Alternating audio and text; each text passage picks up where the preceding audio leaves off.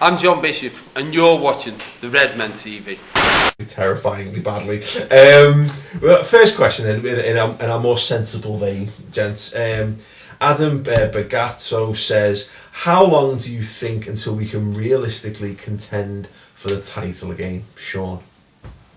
Thanks for that. I would say that if things went smoothly, then you would be looking to finish in the top 4, then try and finish 3rd, maybe scrape a 2nd, and then that's when you're looking for, I think, a title push. I don't think you can ever guarantee the title. What we have to aim to try and do is get in the top 4 again, because we took that for granted. Mark was saying that to me pre-show, and he's right. I think people assumed in the Rafa years that we'd always been in the top 4 and always qualified for the Champions League, let alone got to the latter stages, and it just wasn't the case. I think that what you have to do is go, we're going to get 80 points or more every year. And if you do that over a 10-year spell, you will win multiple championships if you can get your 80 points plus. At the moment, we've got to focus on getting bloody 66, 67. You know what I mean?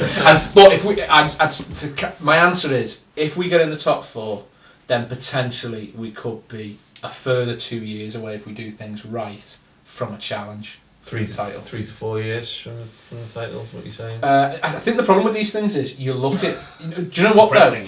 It's more. I thought with one, I was thinking optimistic. 1 year. Brilliant, do you know what? It's not. You can come back. It's not so much about what we do. You need someone to drop out. Yeah. So you're looking for Tottenham to come forth, Arsenal not to. Arsenal might explode a bit. You always get the feeling that Tottenham aren't there for the long haul.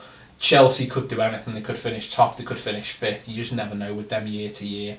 And I think City and United are going to be there for the next 5-6 years. So you're looking for them 2 other slots. It's just as important for us to improve. We need someone to drop out, because if they're going to consistently get 70 points, it makes life difficult. Everyone's looking for us to fall out, weren't they? And we did. And we're waiting for Arsenal. Well, the Arsenal thing's interesting, isn't it, Mark? Because you've got very much Arsenal fans who are all now looking to get. I've got my brother-in-law's an Arsenal fan. I think he's ready. He's had enough of Wenger now.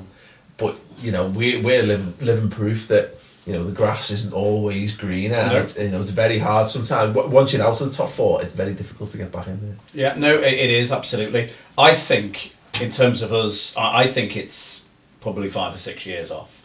And it may coincide with what Ferguson eventually does with Man United, because I think if they drop out of it, the others they're volatile enough in the sense that you've got 2 very wealthy clubs that are volatile for that reason. Yeah. You've got 2 clubs that are not so wealthy that are volatile for other reasons in Arsenal and Tottenham. So I think it might come then. It's actually all going to come down to, if Brendan Rodgers isn't blagging it, and he's real, so let's presume that he is, it comes down to how patient we are as supporters and how patient the owners are with him. Because I think if we go back to starting again in 3 or 4 years' time, with Rodgers having maybe got into the top 4 but not really sort of pressed for number 1, and we replace him again, I think we just become this kind of Chelsea thing that you regurgitating managers and you never get there. Yeah. So I think if he's not blagging it and we get behind him and there's just good, gradual, solid progress, then I think it's probably 5 or 6 years off, but I think it will eventually come. Depressing as that sounds, it's depressing realistic. Go on, Chris. For me, I agree with Mark, to be honest. I think when you change a manager, you're looking at a lifespan of a team, aren't you? And I think Chelsea are coming to the end of their lifespan of their team now, and the crux of it.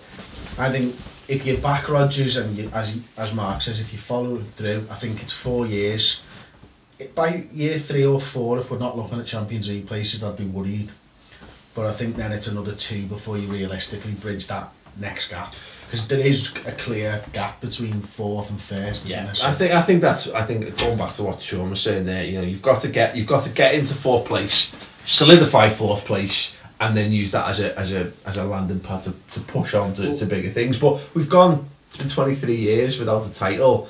It's there's nothing right now here and now to suggest it won't be another 23, because let's face it, in that period we've had some great teams and some great moments. It's just that it's still all based on faith at the minute. It's under Rafa, what we saw under Rafa was, as we said, a consistent improvement year on year on year. If we can get back to that, there's no reason why in 3 seasons we can't challenge. By the end of Rodgers' contract, we can't mount a challenge if we do continue to improve. But at the minute, it's based on nothing. We've got no evidence there to suggest just yet that we will be able to. There's a couple of things that are good, like Mark said. I mean, sorry, what I was going to say then was, I know City had the money, but that's kind of what City did. You know, they just missed out on top four. Took them 6 years. Then they went into it, and then they launched their challenge. And probably last year was a year too early. You know, you'd have expected them not to have won it on the last day, and maybe this year.